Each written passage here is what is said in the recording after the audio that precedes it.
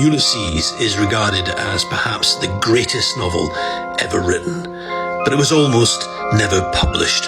It was banned and burned because of alleged obscenity. A lot of people thought it was simply too dangerous to publish. It became one of the most famous, probably the most famous novel of the 20th century. Here, Marilyn Monroe can be seen reading it. But in 1922, when it was published, it was a different story.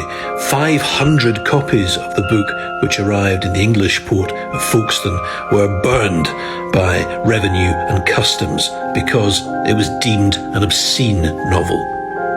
This man, Sir Archibald Bodkin, was the Director of Public Prosecutions in England, and in December 1922 he ruled that Ulysses was obscene, even though he conceded he'd only read the last 40 pages of the novel.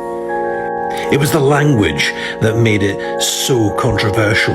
There were anatomical references. He talked about the scrotum tightening sea, but more than that, it was irreverent about the British royal family. It had what was deemed to be a sacrilegious attitude to the Roman Catholic Church. And the reader is up close and personal with the protagonist of the novel, Leopold Bloom, even following him into the toilet at one point. It was far too much for some elements of the audience back in the early 20s. People who tried to sell or distribute the novel were charged with obscenity, and from the early 20s, Ulysses simply wasn't available for sale on either side of the Atlantic. This man is an American judge, John Woolsey, and he presided over the trial against Ulysses back in the early 30s. And in December 1933, he determined that it was not obscene. Random House, the publisher, had imported Ulysses and effectively dared the American courts to stop it from publishing the novel, and the novel itself went on trial. Now, Woolsey said, look, it's not everyone's cup of tea.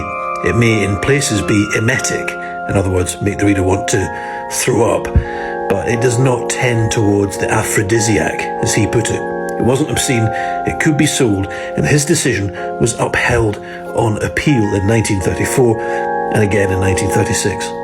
It continued to be a controversial novel. In 1950, the Public Morality Council voiced concern about its offensiveness and got in touch with Sir Theobald Matthew, the Director of Public Prosecutions.